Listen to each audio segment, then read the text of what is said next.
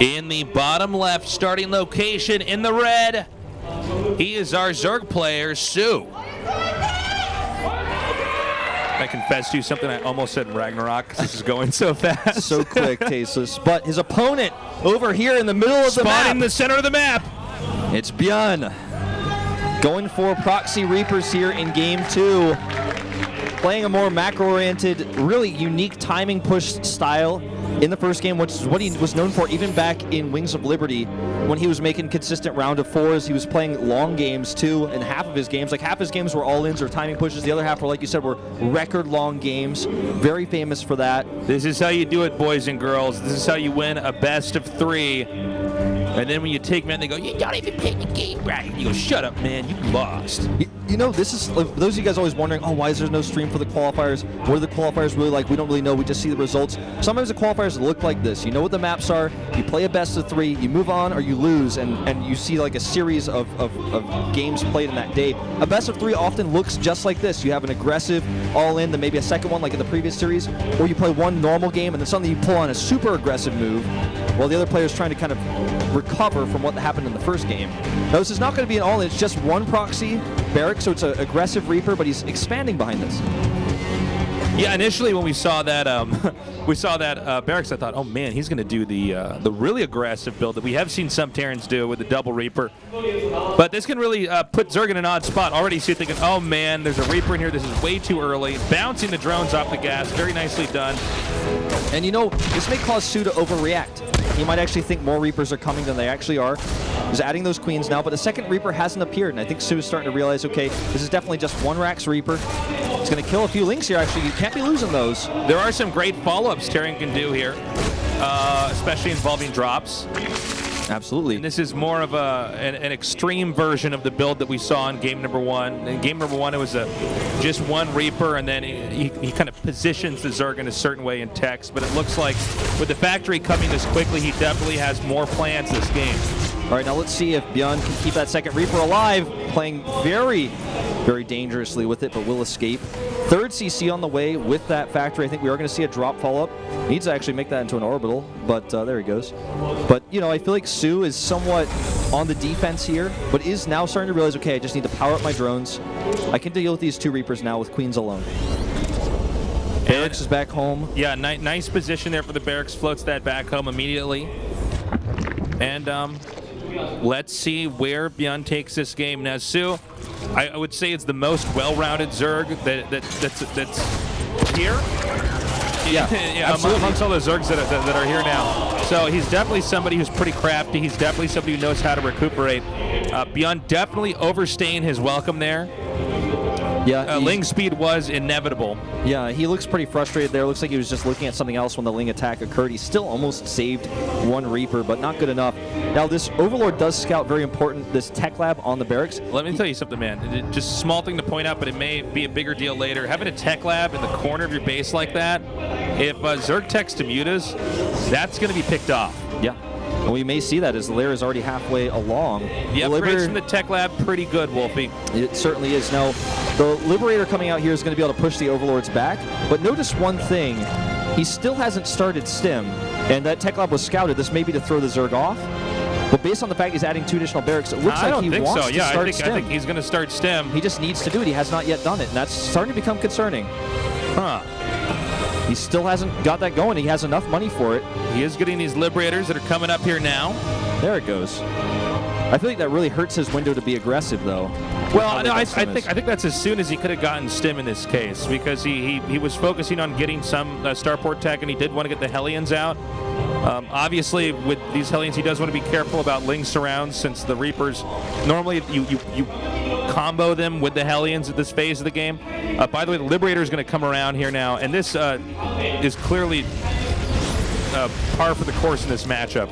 Yeah, it's just going to be a bit of a combination attack here. He's going to use the Liberator to harass. The Hellions can go elsewhere when the Queens get drawn back. Now, this Spore Crawler's well placed, and he can't do any Nathanias tricks here with only one Liberator at the back here. So that Spore will have to be repositioned. The Queens do not want to get into that zone. Nearly losing a Queen there. Loses one drone. He needs to move that Liberator, though. Leave my breath there. And now the Hellions come up. soO with a good spread of Lings, though.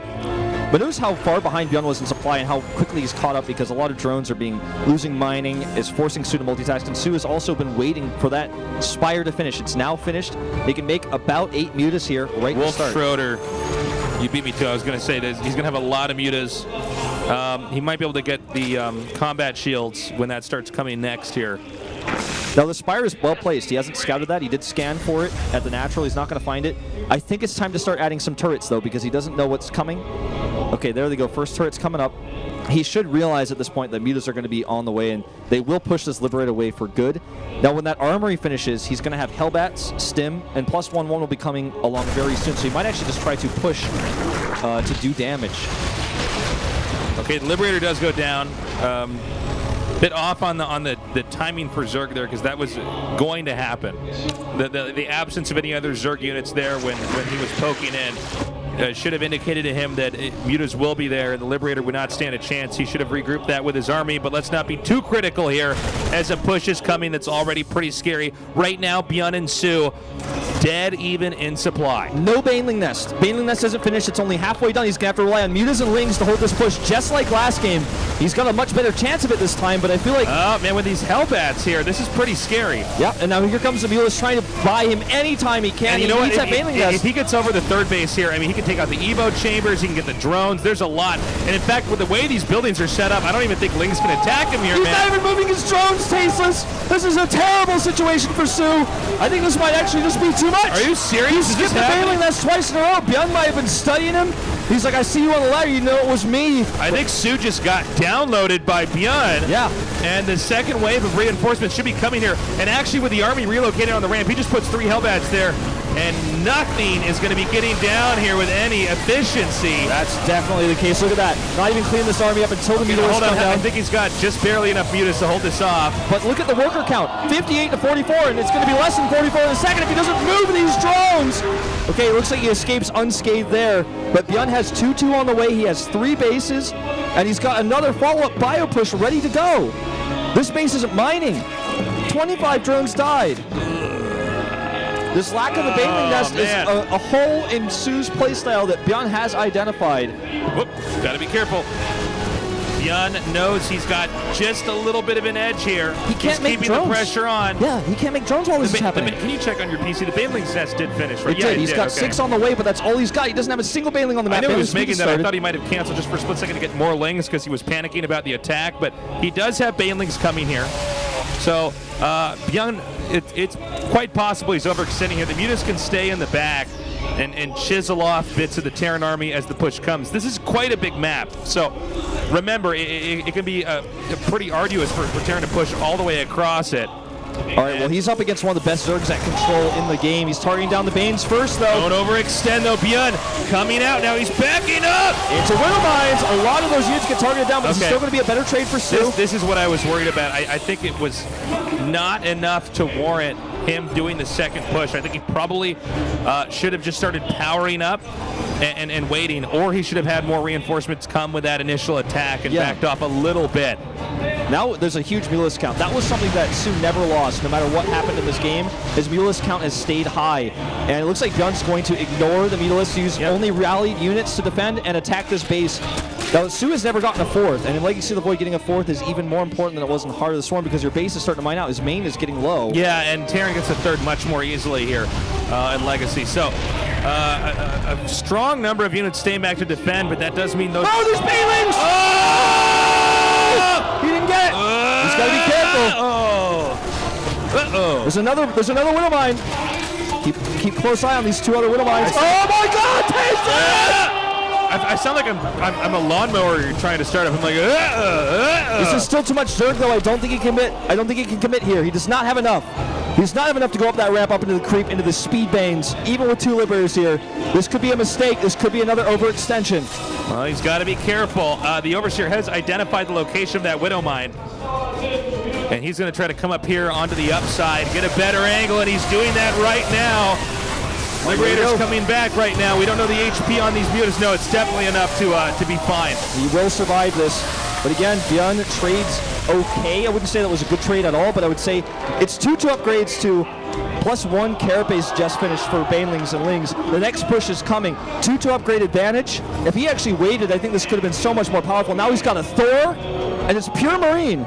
It's like I'm watching Marine King 2.0 right now in Legacy of the Void. And he's got a lot of Liberators, which is a pretty big threat to the Mutalisks, especially accompanied by the Widow Mines. And 1 Thor. The Thor and the Marines here. So yeah, a lot of this is going to come down to proper Baneling connections, avoiding the Widow Mines and the Liberators, preempting their strike.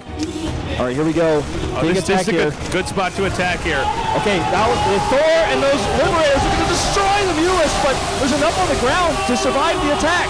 Okay, now this is really interesting. There's actually a lot to talk about here because Zerg survived that attack, but I mean, all the Mutalisks were picked off. There's only 3 mutas, and I didn't actually see what the initial number was, but it was quite high. It was at least 12, I would say. Now he's got 3 left. And this will make the next push actually a bit stronger. He's going to have 6 Banelings when this next wave hits. It looks like he's actually, instead of attacking, going to clear that Overlord first. This is stressing me out, Tasis. soO's life is on the line here. ByuN scans, he sees, okay, no 4th base here.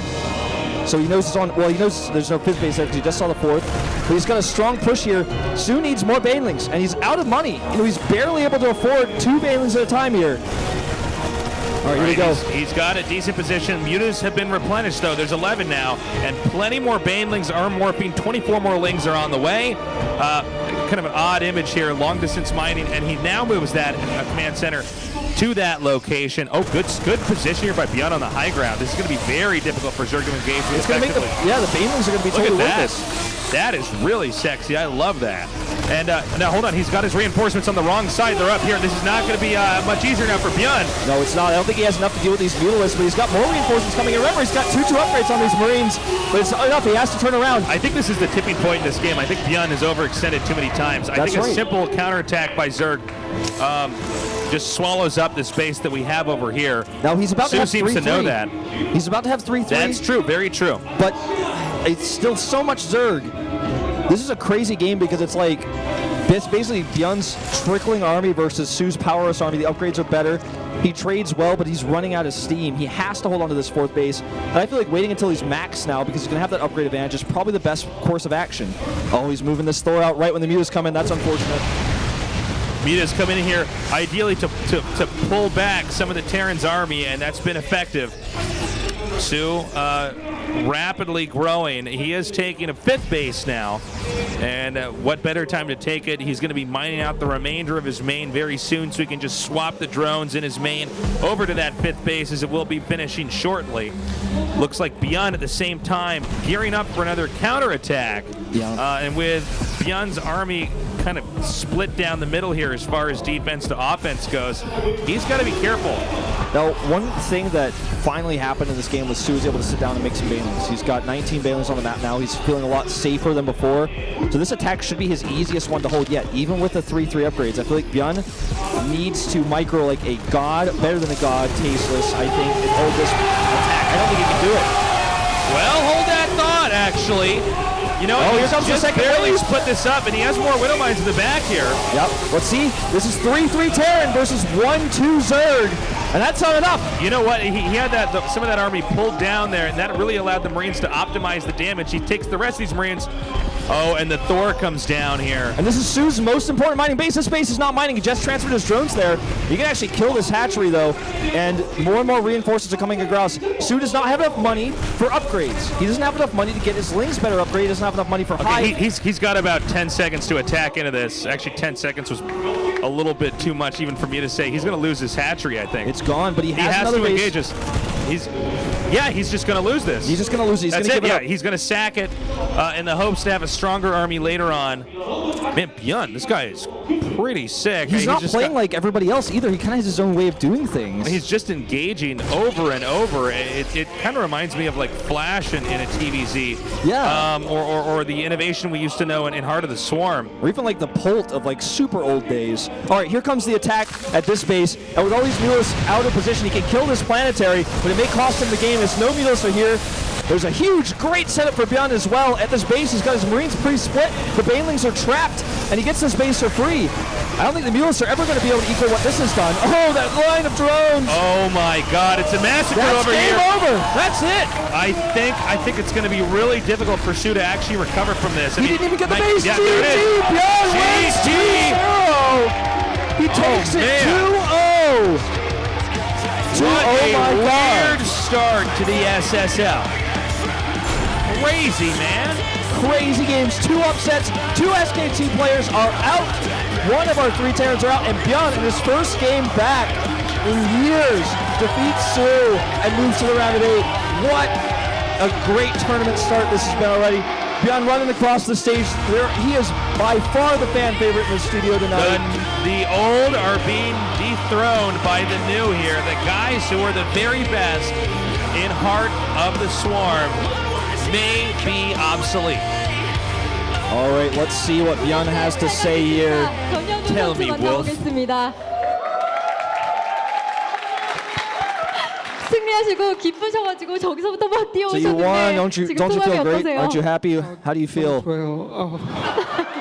Oh, he's so emotional. This is such an important moment in his career. 팬들하고 가까이서 보는 건 정말 오랜만이시죠. 네. 그런 만큼 팬들이 It's been a 환호도 정말 really long time since 익숙했어요. you've been sitting close to the fans in a studio like this. 오늘 처음 왔는데 너무 좋아요. It's my first time in the Nexon Arena.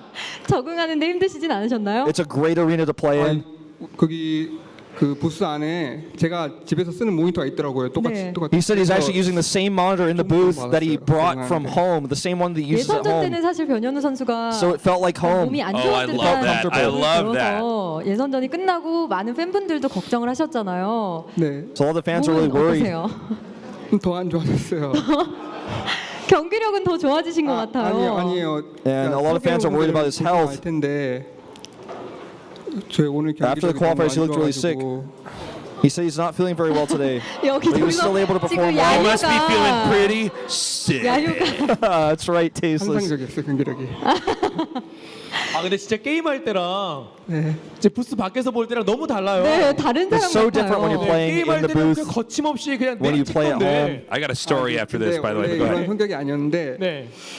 You're a very aggressive player in the game, but in real life, you're such a quiet person. 어떻게 강아지 종이 어떻게 되나요? 제페니스 친이라고 네. 많이 부르실 거예요. 들어는 봤어요. 네, He's talking about his puppy. 성격이 어떤 That he 거요? once brought to the Yeah, you studio. can find that on YouTube. Yeah, look up ByuN's puppy. ByuN's puppy. Not now, though. 아 그럼요. 아 정말 가장 He 큰 misses his puppy. 칭찬입니다. 강아지에게 강아지 같다라고 하는 게 뭐 잘못된 건 그럼요. 아니잖아요. 오늘 또 가장 테란다운 모습을 보여주셨잖아요. 네. 아니 저 오늘 경기력에 너무 만족을 못해가지고 아 그래요? 네. 어떤 He's 부분이 not 그렇게 satisfied with his Terran play tonight. 불만족스러우셨나요? 솔직히 1경기는 Honestly, in the first game, 잘했는데 I did well, but 근데 in the second game, 이 경기에서 이게 이렇게 올 경기가 아니었는데 Sue's hearing this he like, didn't oh think my it was going to turn out God. that way. 했을 때 완전 이득 보고 두 번째 가면 야 끝나겠다 딱 인터뷰 The second time he attacked, he thought the game was going to end. 했는데 갑자기 상황이 이상해져가지고 But the situation got weird. 마지막에 갔을 때 좀 But the last 확신을 time I 못 하고 attacked, 왔어요 그 러시를. 근데 눌러보니까 저글링을 업그레이드가 2일업이더라고요. he looked and saw the upgrades were better for 그래서 him. 와 Kanaz teasing him. 이겼다 딱 생각했어요. So he's just like, oh, that'll mess with the receptor at the 변현우 bottom of the 선수의 mic if you ever hand on 인터뷰는 that. 뭐 So 항상 he's, 알 수 he's basically 없어요. saying like as soon as he saw the upgrades, that's when he really knew he could win the 실제로 game. 온라인에서는 뭐 이미 최고의 테란이라고 명성이 자자한데 Online, everyone's saying you're the best 오프라인 Terran. 부스 안에 들어가서 정말 오랜만에 경기를 해보셨던 것 Everyone 같은데 wanted to see like you coming to the booth for the first time. 제가 한 2년 3개월 만에 부스에서 게임을 한 건데 전 그래도 온라인용 같아요 아직. 와, 아직까지는 온라인용이에요? 도저히 It's been 적응할 수 about 없어요. 2 years and 3 months since 저희 he played 부스에 in the 뭐 마음에 booth. 안 드는 건 없는 그게 거죠? 아니라 But he still feels more 좋은데 comfortable playing online. He has to get used to it. 적응할수록 변현우 선수가 과연 어떤 경기력을 더 보여줄 수 있을지 기대가 됩니다. 사실 변현우 선수가 So everyone 팬들에게 wants 아직까지 to 많은 look forward 정보가 and seeing 없기 how 때문에 well you're going 궁금한 to 점이 do 굉장히 많으신 것 when you're 같아요. more used to the booth. 소05069님께서 네일랑 마루랑 세라스페어랑 So 어떤 a 맵이 question 더 from one of the 편하냐고 fans. 물어보시더라고요. 무슨 종족전 아니면 그 어떤 종족전에서 어떤 맵이 편하신가요? 렐리랑 마루는 테란이 별로 안 좋은 것 같아요. Yeah, 세라스페어가 그나마 낫죠. he's talking about. He 그냥 doesn't think Terrans are 솔직히 going to win the 세라스페어도 maps. I 안 believe. 좋은데 I don't know the Korean 어쩔 name 수 of the map he's 없어서 하는 talking 거예요 about. 그냥 맵이 쉬우니까. He said it doesn't really matter. Like the Terran's not good on that map. 이 선수 다음 인터뷰가 저는 너무 기다려지는데요. 그러니까요. 예상할 수가 없어요. 자, 이제 신이범 선수하고 경기를 하게 되셨어요. 8강에서. So you're going to be playing against Ragnarok. 신이범 선수. 네. 아, 네. 모르셨어요? And Kanaz like, you didn't know? 알았는데 모른 척한 거예요. 아니, 이 친구. 네. He 어떤 said 코드인지 알 he 것 said he 같아요. knew it was Ragnarok, 아니, but he was just 왜 pretending 이제 like he 나온 didn't. 거죠? 네. 8강 어떠신가요? 신이범 선수의 So 경기. what do you think about the round of 8 versus 어윤수 Ragnarok? 선수보다 아니 신이범 선수보다는 어윤수 선수가 더 잘한다고 생각하기 때문에. He says he thinks Su's better than Ragnarok. So 근데 솔직히 상대 실력은 상관없고 제가 부스에 적응을 하냐 그거 중요한 것 같아요. he 저는. says the most important thing for him is actually how his fear of the booth and not actually his fear of Ragnarok. 금방 He thinks 적응하실 Su's a 것 better 같아요. player. 근데 이게 적응이 제가 부스 안에서 한 200 경기를 했어요 벌써. 네. 근데 He said he's actually played like 안 돼요. 230 적응이 안 games in 돼요. booths already, but he still feels nervous. 어떤 느낌인지 알 것 같아요. 저는 10년 동안 적응을 못했거든요. 그래서 So he says he hasn't done it since 좀 더 2013. He 하시면 understands. 그나마 더 Kanata also hasn't played in the 좋아지는. booth in a long 아니 뭐 time. 주무셔도 되고요. 좀 더 묵으셔도 됩니다. 항상 열려 있으니까요. 네, 문의 변현우 많이 선수의 주세요. 빠른 적응을 위해서 저희가 물신양면으로 돕도록 하겠습니다. 다시 한번 8강 진출 축하드립니다. 마지막으로 So everyone's going to congratulate him one more time. The big fan favorite, the 제가 upsetter. 한국에서 He's asking. You 이미 can say one more thing to 중국에서는 his 공식전 fans. 치렀는데 한국에서는 이게 2년 3개월 만에 So he 공식전 played 첫 one official match in 공식전이에요. China, 네. but this is the 근데 first time 아직도 playing in 저를 Korea. 2년 동안 He's very happy he won his first match. 전적했는데 아직도 저를 잊지 않으시고 있으신 팬들분들 너무 He's 감사드리고 thanking his fans that remember him from so long ago and didn't forget him, 화이팅. even though he wasn't playing. And he says fighting. 네, 여러분 변현우 선수였습니다. 다시 한번 8강 진출 축하드립니다. 감사합니다. Wow, what a cool interview. I love 이렇게 that. 2016 I 스타리그 love 시즌 that little 개막전 bit 경기 that he brought 모두 his own monitor. 보내드렸습니다. You know, he used to bring his own computer chair to tournaments. Is that you, Tasteless? No, it was my brother Day9. He would put his computer chair in a car and we'd drive like 10 hours to a tournament, right? And these admins would be looking at him like, who's this goddamn kid who's rolling up here with his own computer chair? This guy's a freak. And then he'd wreck everybody in the tournament. It's like, oh, It's so important. make it as much like home as possible. Now, our next matchup between these two will be between Ragnarok and ByuN. And we will have matches every Thursday, by the way, guys. So That's not going to be next Thursday. no, next Thursday is going to be ByuN versus Trust and Soki versus soO for a ZVZ. Be at the same time, the same place on the 14th. So if you're in Korea, come down to the Nexon Arena. It's very close to Shinonyeon Station, very close to Gangnam Station, easy to find. And we'll be here again casting it. That's right. Also, I want to say very, very grateful to SPO for bringing me down here. My first time working in the Nexon Arena, my first time doing anything for SPO. So this has been a lot of fun. Also great to work with you as always, Wolf. Absolutely, Tasteless. It's been a great cast. I really enjoyed it. It's been a very interesting day. I've been casting for so long. You look at a day like today as a caster, you think, oh, okay, well, it's probably going to be two very one-sided best of threes. I hope, I can make it entertaining as well as informative because the story should already be sorted out, right? But Yeah. no, not the case today. Huge upsets. Very cool stuff. Absolutely. Well, guys, that's going to do it for our broadcast for tonight. We'll see you guys next Thursday. Have a great week.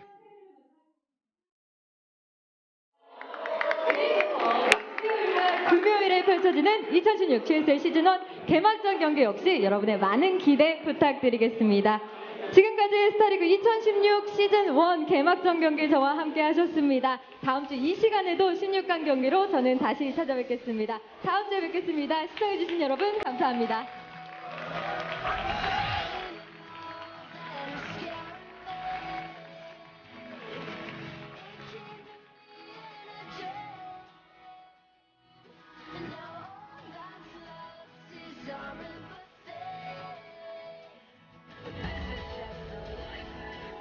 One step back and two steps forward. Sometimes I can't.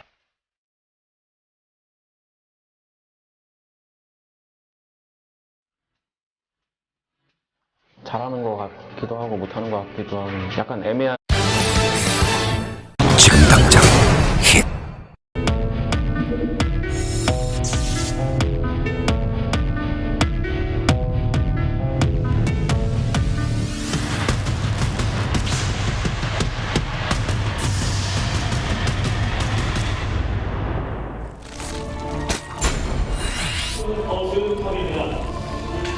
from the bottom left starting location in the red.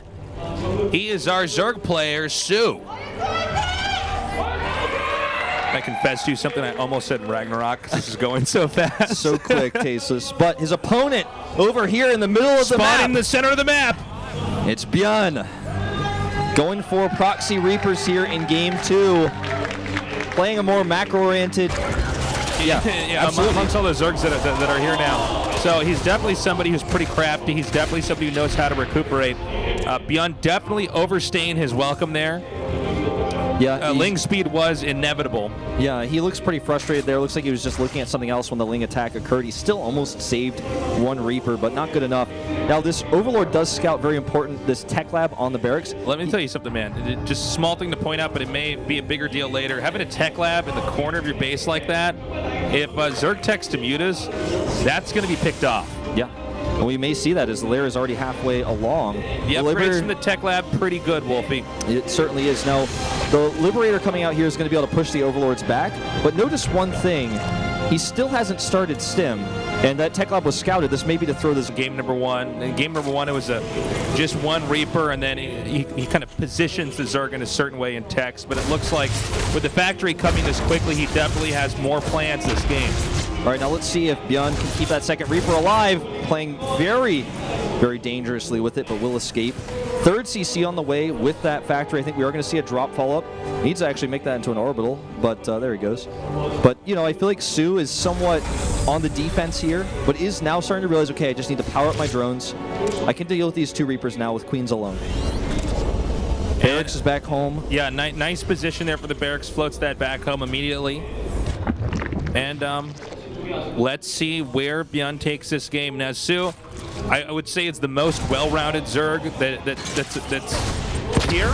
Really unique timing push style in the first game, which is what he was known for even back in Wings of Liberty when he was making consistent round of 4s. He was playing long games too, and half of his games, like half his games were all-ins or timing pushes. The other half were, like you said, were record-long games. Very famous for that. This is how you do it, boys and girls. This is how you win a best of 3. And then when you take men, they go, you don't even play the game right. You go, shut up, man, you lost. You know, this is, those of you guys always wondering, oh, why is there no stream for the qualifiers? What are the qualifiers really like? We don't really know. We just see the results. Sometimes the qualifiers look like this. You know what the maps are. You play a best of 3. You move on or you lose, and you see like a series of games played in that day. A best of 3 often looks just like this. You have an aggressive all-in, then maybe a second one like in the previous series, or you play one normal game and then suddenly you pull on a super aggressive move while the other player is trying to kind of recover from what happened in the first game. Now, this is not going to be an all-in. It's just one proxy barrack, so it's an aggressive Reaper, but he's expanding behind this. Yeah, initially when we saw that barracks, I thought, oh man, he's going to do the really aggressive build that we have seen some Terrans do with the double Reaper. But this can really put Zerg in an odd spot. Already, so you're thinking, oh man, there's a Reaper in here. This is way too early. Bouncing the drones off the gas, very nicely done. And you know, this may cause soO to overreact. He might actually think more Reapers are coming than they actually are. He's adding those Queens now, but a second Reaper hasn't appeared, and I think soO is starting to realize, okay, this is definitely just one Rax Reaper. It's going to kill a few Lings here, actually. You can't be losing those. There are some great follow-ups Terran can do here, especially involving drops. Absolutely. And this is more of an extreme version of the build that we saw